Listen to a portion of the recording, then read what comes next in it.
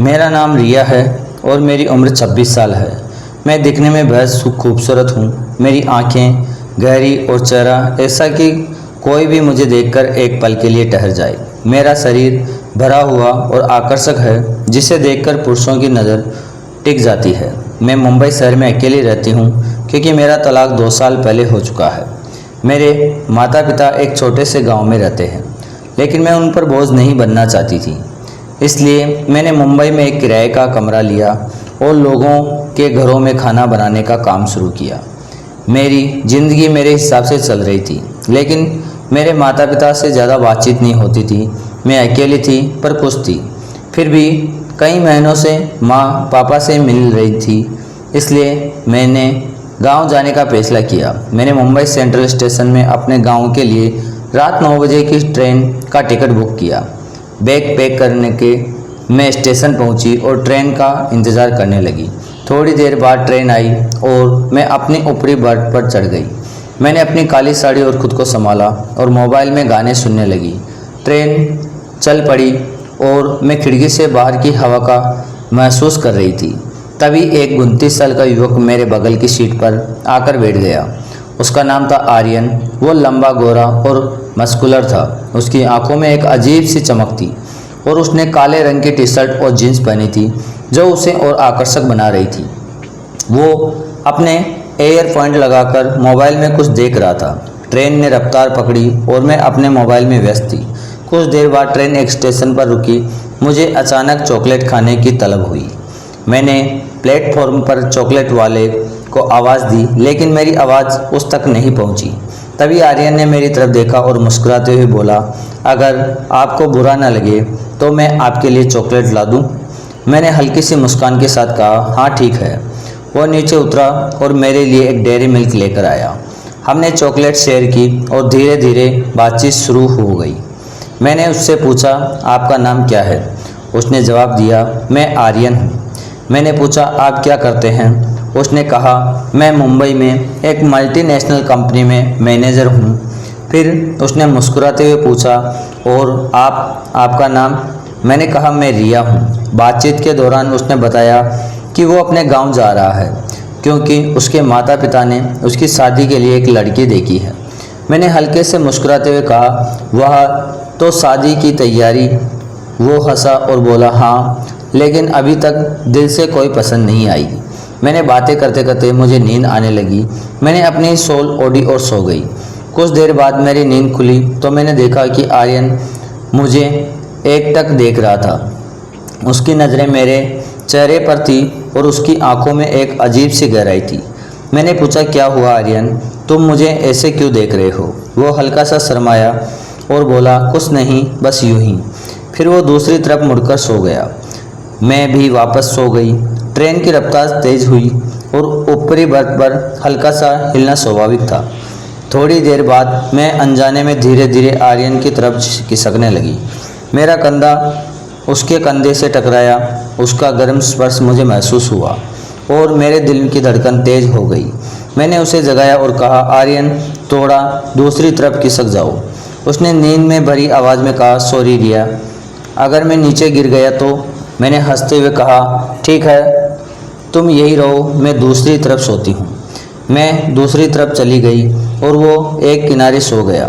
कुछ देर बाद मैं फिर से अनजाने में उसकी तरफ खिसकने लगी। इस बार मेरा हाथ उसके सीने पर था और उसकी सांसें मेरे गालों को छू रही थी। वो धीरे से उठा और बोला, रिया, अब तुम मुझे छू रहे हो। मैं शर्माई और बोली, सॉरी आर्यन, ट्रेन की वजह से मैं खिसक रही हूँ। वो मुस्कुराए और बोला, कोई बात नहीं, मेरे साथ भी ऐसा ही हुआ था। मैं जानबूझकर कुछ नहीं कर रहा था। मैंने हल्के से कहा, ठीक है आर्यन, क्या मैं तुम्हें सिर्फ नाम से बुला सकती हूँ? उसने कहा, हामी भरी और हम दोनों फिर सो गए। थोड़ी देर बाद मेरी नींद फिर खुली। मैंने देखा कि आर्यन का हाथ मेरे हाथ में था और वो मुझे गहरी नज़रों से देख रहा था। मैंने पूछा, आर्यन, ये क्या हो रहा है? वो धीरे से बोला, रिया, अगर तुम्हें बुरा न लगे तो एक बात कहूँ? मैंने कहा, बोलो। उसने मेरी आंखों में देखते हुए कहा, रिया, तुम मुझे पहली नज़र में पसंद आ गई। तुम इतनी खूबसूरत हो कि मैं खुद को रोक नहीं पा रहा। मुझे तुमसे प्यार हो गया है उसकी बात सुनकर मेरे दिल में एक अजीब सी हलचल हुई। मैंने कहा, आर्यन ये क्या बोल रहे हो?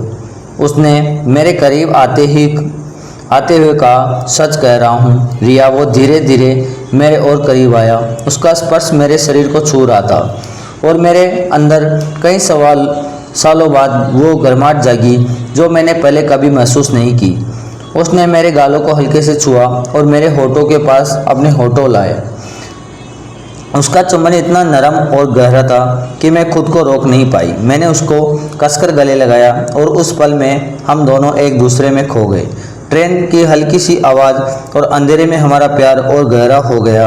करीब 2 घंटे तक हम एक दूसरे के करीब रहे और मुझे ऐसा सुख मिला जो मैंने सालों में नहीं महसूस किया था। सुबह 4 बजे ट्रेन एक स्टेशन पर रुकी। अचानक घोषणा हुई कि रेलवे हड़ताल की वजह से ट्रेन 2 दिन तक बंद रहेगी। मेरा गांव अभी दूर था और सुबह होने में समय था। तभी आर्यन ने कहा, रिया, मेरा गांव यहीं से सिर्फ 3 किलोमीटर दूर है। इतनी रात में तुम कहाँ जाओगी? मेरे घर चलो। मैंने सोचा कि वो सही कह रहा है। मैंने हामी भरी और हम दोनों रिक्शा लेकर उसके घर पहुँच गए। रास्ते में मैंने पूछा, आर्यन, तुम्हारे घर में कौन कौन है? उसने धीरे से कहा, रिया, मैंने तुम्हें जो कुछ बताया वो सब झूठ था। मेरे माता पिता का बचपन में ही निधन हो गया। मैं अकेला रहता हूँ। उसकी बात सुनकर मेरे दिल में एक अजीब सी खुशी थी, क्योंकि ट्रेन में जो कुछ हुआ उससे मैं भी उसे चाहने लगी थी।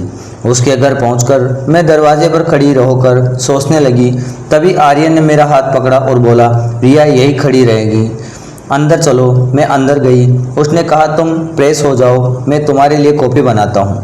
मैं बाथरूम में गई, नहाकर एक हल्की नीली ड्रेस पहनी और सोफे पर बैठ गई। आर्यन कॉफ़ी लेकर आया और हम बातें करने लगे। उसने पूछा, रिया, तुम अपने बारे में बताओ, तुम्हारे घर में कौन कौन है? मैंने उसे अपनी पूरी कहानी सुनाई। मेरा तलाक, मेरे पति का मुझे मारना और मेरे अकेलेपन की ज़िंदगी। मैंने बताया कि मैं अपने माता पिता से ज़्यादा नहीं मिलती, क्योंकि मेरी भाभी के आने के बाद घर में माहौल बदल गया था। यह सब बताते बताते मेरी आंखें नम हो गई। आर्यन मेरे पास आया, मुझे गले लगाया और बोला, रिया, मुझे माफ़ करो। मुझे नहीं पता था कि तुम इतने दर्द से गुजर चुकी हो। मैंने कहा, कोई बात नहीं। बात करते करते सुबह हो गई। मैं नहाकर रसोई में खाना बनाने गई, लेकिन मुझे कुछ समझ नहीं आ गया। मैंने आर्यन को बुलाया। वो रसोई में आया और मुझे एकटक देखने लगा। उसकी नज़रें मेरे गीले बालों और ड्रेस पर टिकी थी। वो धीरे धीरे मेरे पास आया, मुझे कसक कर गले लगाया और अपने कमरे में ले गया। मैंने दरवाज़ा बंद किया और हम फिर से एक दूसरे में खो गए।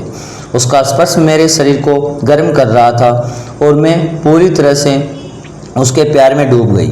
थोड़ी देर बाद आर्यन ने कहा, रिया, मैं तुमसे एक बात कहना चाहता हूँ। मैं अनाथ हूँ और तुम भी अकेली हो। हम दोनों एक दूसरे से प्यार करते हैं। अगर तुम चाहो तो हम शादी कर सकते हैं। मैं तुम्हारे बिना नहीं रह सकता।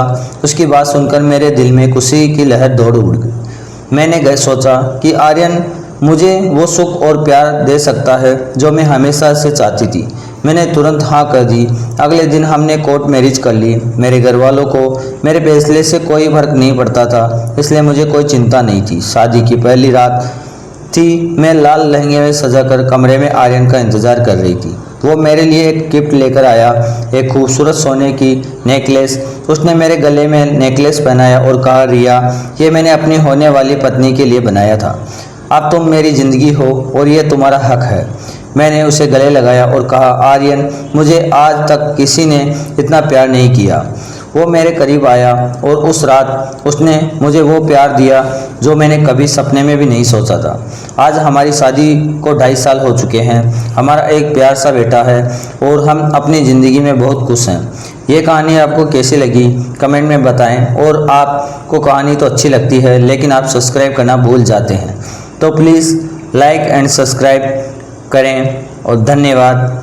तो मैं आपके लिए ऐसी नई नई कहानियाँ लाता रहूँगा।